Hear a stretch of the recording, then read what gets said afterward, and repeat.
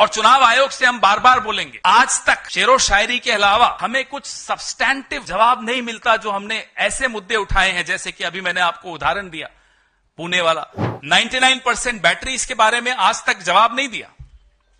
शेरो शायरी जरूर आई, वो भी बड़ी वाहियात प्रकार की शेरो शायरी थी। 5 साल पहले कभी आपके पास ये मुद्दा भी सामने आया था कि ये परसेंटेज कैसे बढ़ रहा है चुनाव खत्म होने के बाद?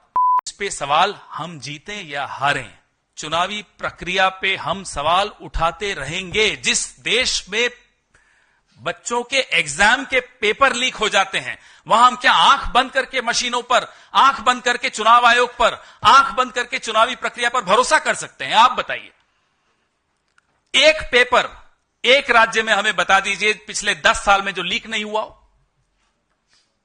इसलिए जब हम बार बार चुनावी प्रक्रिया की बातें करते हैं, चुनाव ईवीएम्स की पारदर्शिता की बात करते हैं, 99% बैटरीज की बात करते हैं, तो चुनावी प्रक्रिया को और पारदर्शी और लोकतंत्र को और मजबूत बनाने के लिए यह बात करते हैं। आप झारखंड का नतीजा दिखा दिखाकर हमारा मुंह नहीं बंद कर सकते। हम नहीं चुप होंगे, हम बोलेंगे।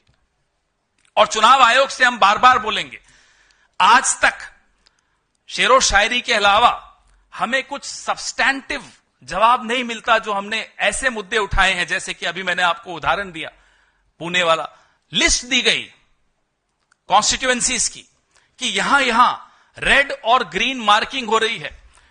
बीजेपी के नेता रेड मार्किंग मतलब इन नामों को हटा दिया जाए वोटर्स लिस्ट से।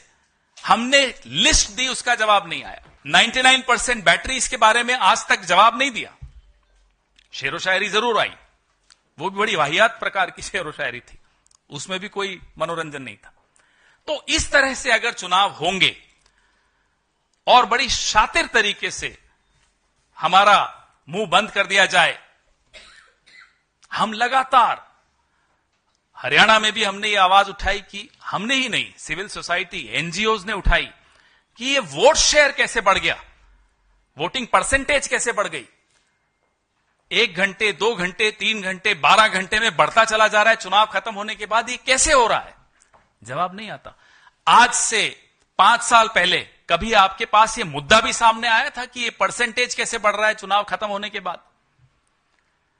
रोज हर चुनाव के बाद और काउंटिंग से पहले कहीं ना कहीं आपके ही चैनल्स पे, सोशल मीडिया हैंडल्स पे ये खबरें चलाई जाती हैं, दिखती हैं, वीडियोस दिखाई देते हैं कि बीजेपी के नेता की गाड़ी में ईवीएम मशीन मिली कल नागपुर में, कल रात को, परसों। कोई जवाब नहीं। क्या चुप्पी से चुनाव आयोग अपने आप को, रात की नींद कैसे आती होगी इन लोग? चुप रहना कोई उत्तर होता है क्या?